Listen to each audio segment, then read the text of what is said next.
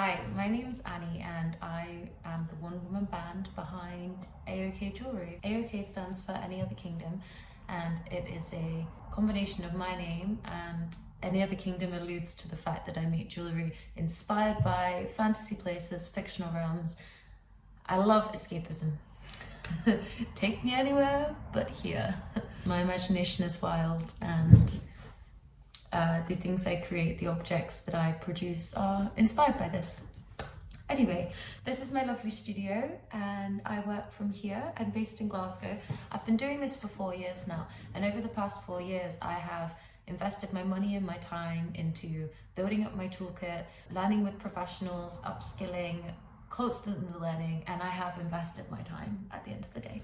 So that leaves me here 4 years later with enough knowledge and enough experience to share with you what I would buy if I was starting out on my goldsmithing journey.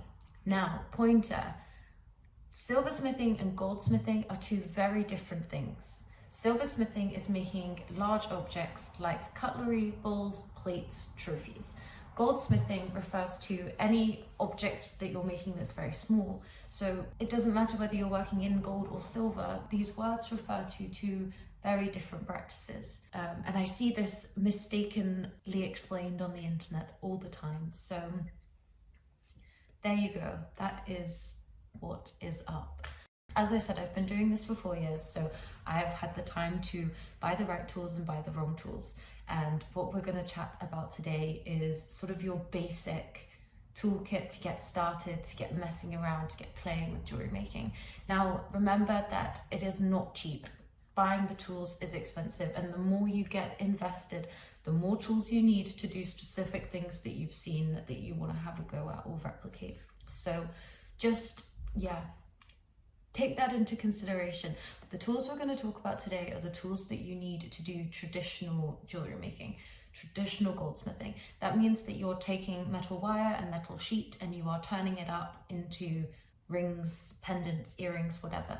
You are not making things out of wax and you are not casting them. The tools that I'm going to talk about today split your workstation into 3 distinct areas. The first is your bench, and that is your metalwork and your filing station. The second is your soldering station, everything that you get hot and heat up. And then finally, your polishing. That is, again, a separate load of tools that you need for all of these things. So let's start with metalwork and filing. I'm going to start with my favorite tools in my studio. These bright red snips. These are great for cutting wire, for cutting sheet metal, and they are sharp. I've cut my hands on them many times, but a pair of these will save you having to use your saw blade when you're not completely accustomed to using your saw blade. A saw frame. This is for cutting through ring bands, through sheet metal. You can mark make with your saw, very useful. You can't do jewelry without this. You also need, I keep mine in my Energizer pot, saw blades. These come in different grades.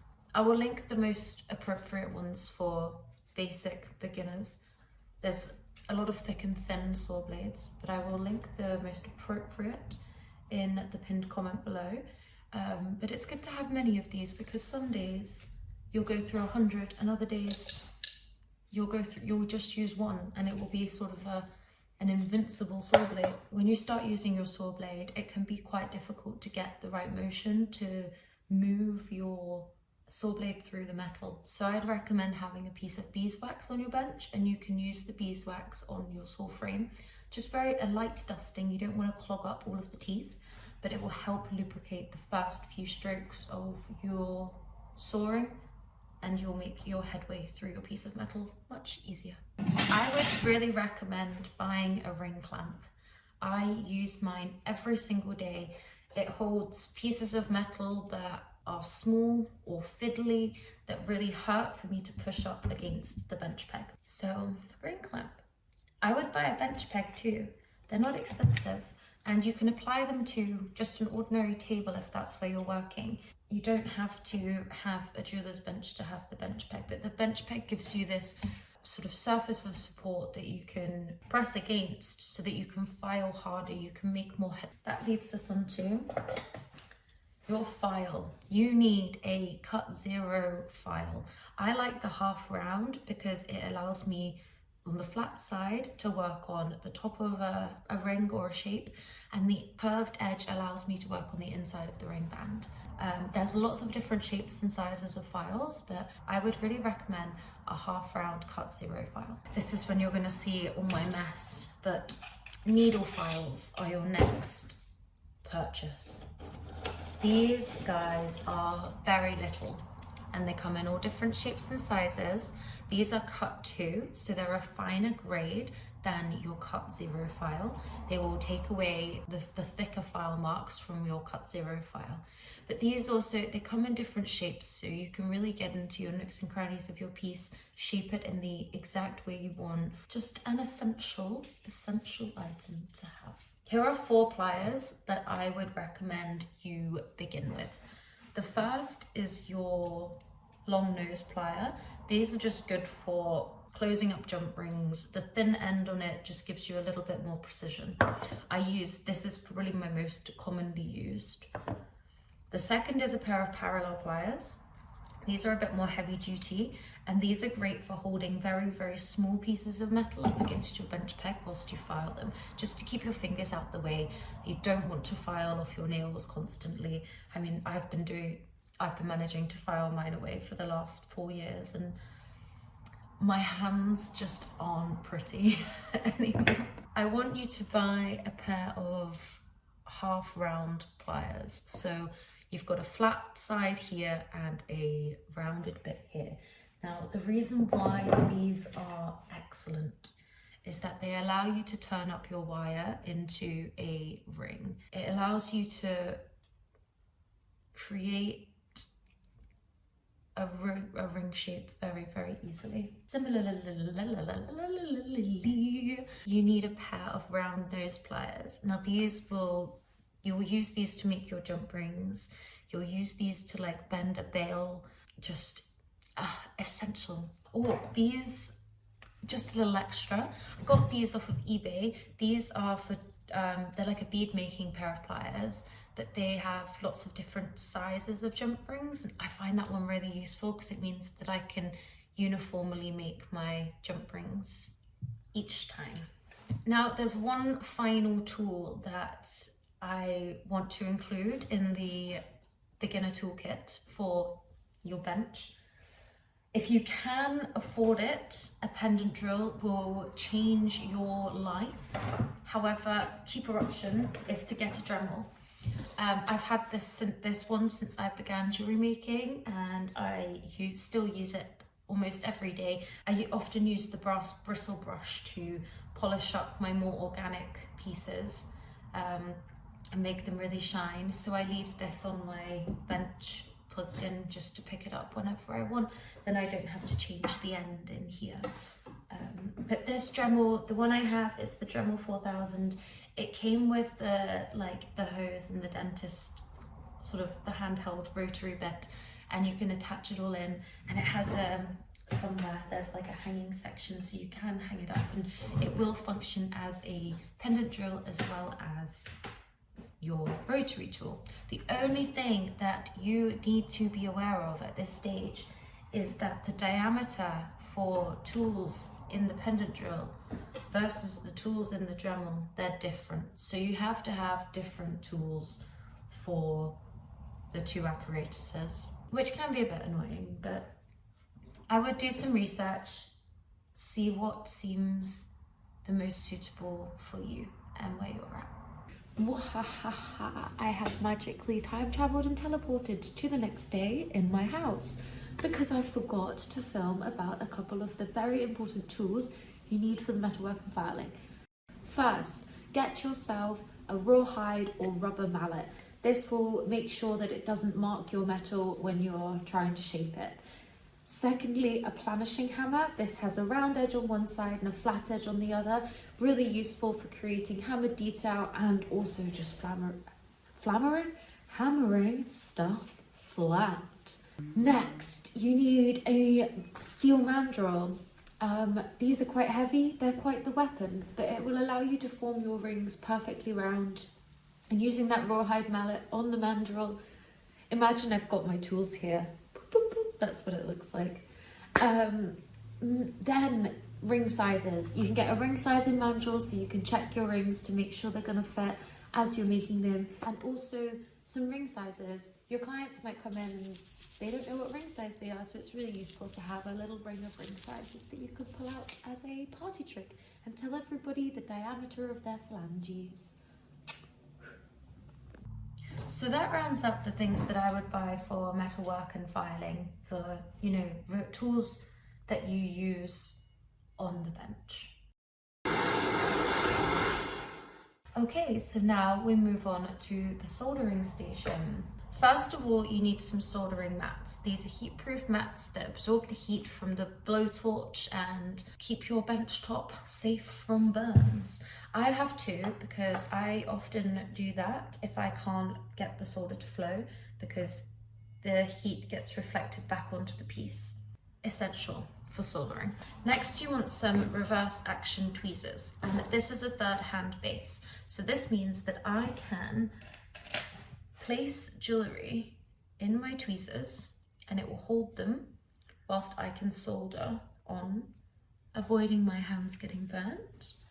I actually own two of these because sometimes you want to support from both angles. I think if you buy it as a kit, you can get the soldering blocks and two bases and two reverse action tweezers all in a little kit, which is very, very useful. Next, you will need a blowtorch. This is all you need when you're starting out. If you are interested in learning silversmithing as opposed to goldsmithing, you're going to need a lot more fire and you're going to need much bigger sources of flame. If you are interested in casting, you need bigger flames. But if you are just doing your basic kind of soldering, this handheld blowtorch, it's not a creme brulee one, it is a more professional one than that, but this will do the job pretty much every project you have. I actually also own one of these, and in the past, before I got my like big flamethrower torch, I did find this really useful, especially if I was wanting to solder on a big pendant or a really chunky ring. This is just a bit more powerful than this. Continuing with the solder station, you're going to need some flux. Flux comes in different types. This is liquid flux, and I keep it in a bottle top and I apply it with a paintbrush onto the areas of my piece. Personally, that's my favorite way of working with flux, but I do have another kind over here. Now, you might have seen this in your travels on the internet. This is borax. Borax is a powder that you add water to the bottom, go like this, and you make a slip. It shouldn't be too watery, but once you've got like your paste, you paste it onto your piece of jewellery or your work, your project, in exactly the same way as you would use your flux. Personally, I don't use this, I don't like it. Every time I pick it up, I get like bits of the dust on my hands, and to me this is just a cleaner product. When you are soldering, you are going to need some tweezers. I would recommend buying a few pairs of tweezers.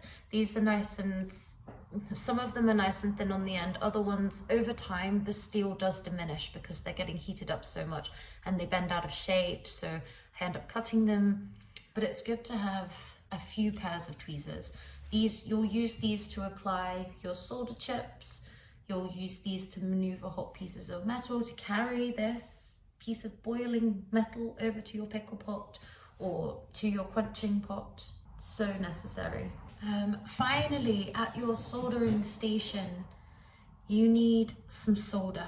I keep my solder chips in here, but there are so many types of solder. What ones should you buy? The professional opinion is you should only ever buy hard solder unless you need medium or easy for a very technical project. Hard solder needs more heat to make it flow than medium or easy. So if you were doing multiple solder joins on one particular piece, you would start with the hard and work your way down so that everything doesn't fall apart whilst you're making it. However, that being said, when I started out, I bought Easy Solder, and I'm still using it because I bought so much of it and did not realize exactly what I was buying. But next time I do need to purchase some, I will be buying hard solder. Okay, I think that is our soldering station concluded. This final section is about cleaning and polishing your jewellery. The first thing to do with cleaning, you should invest in some safety pickle and a pickle pot. A pickle pot is a crock pot, and the safety pickle are these little crystals. You put a couple of tablespoons of pickle into your crock pot with some water, let it heat up, and once you've soldered your jewellery and it's got fire stain on, you go ahead and pop it in the pickle for 10 minutes and it will come out beautifully clean and white. There is another recipe on how to make pickle from a mixture of salt, water and vinegar.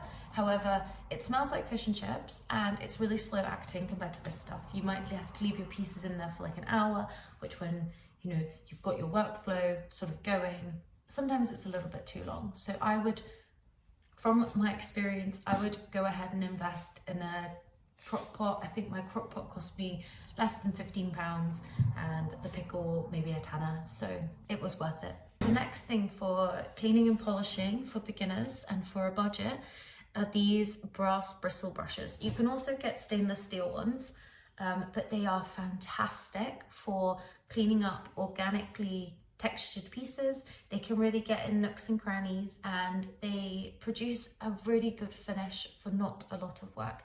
It's not going to be like your high polish finish. It's not going to be, you're not going to see yourself in the reflection, but it is going to bring that silver up. If you're polishing by hand, you will want to create some of these.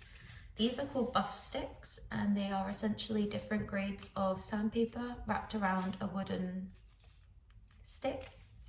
And you can buff your jewellery just like this, and you can do it by hand. So you want to buy sandpaper that starts at 400 grit and goes all the way up to 2500 for like a mirror finish.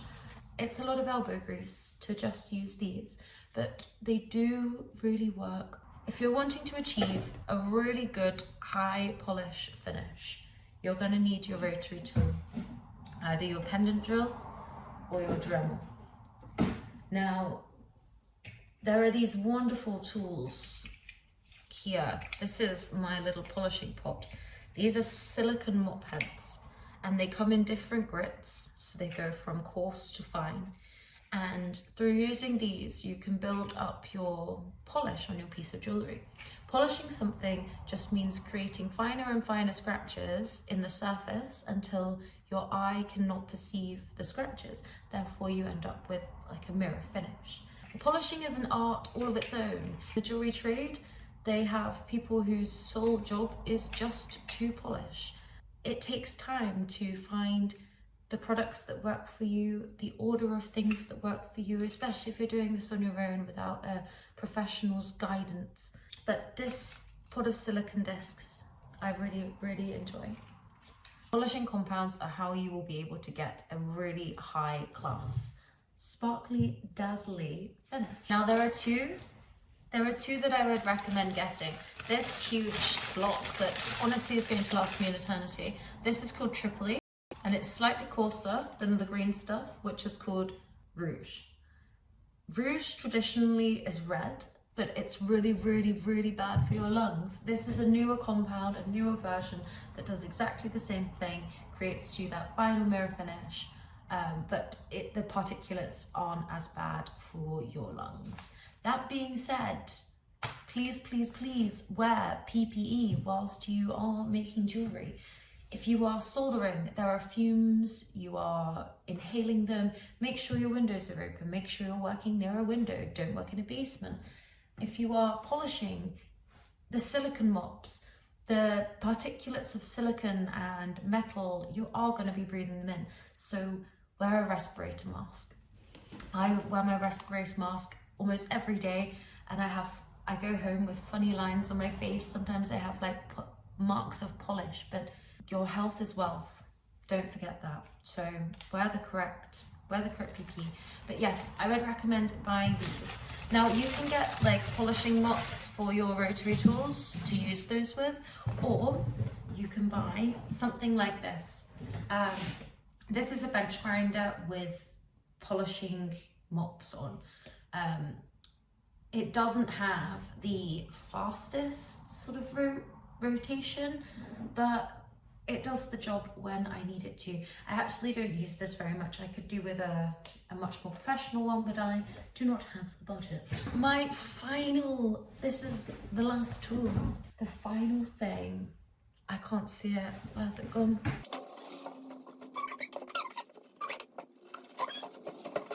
I know if I start talking about it that it will probably appear.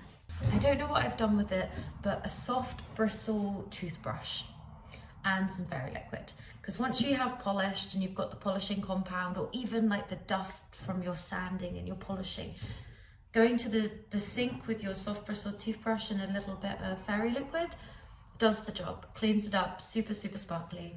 And Bob's your uncle. I actually did have an uncle called Bob. Because I am a wonderful, lovely, gorgeous human being, I have collated everything that I have discussed in this video into a free PDF download that you can get from my website. There'll be some kind of link here. It looks beautiful. I designed it really nicely, and you can link through to every single tool that I've spoken about here. There's also more information in there. There's some information about suppliers and where to buy your materials, including your metal and your chain and everything. There's also some information on if you're looking to upskill and you want to upgrade your tools, where should you go next after you've bought the, after you've been with the beginner tools, what the next steps are. You're welcome. Bye.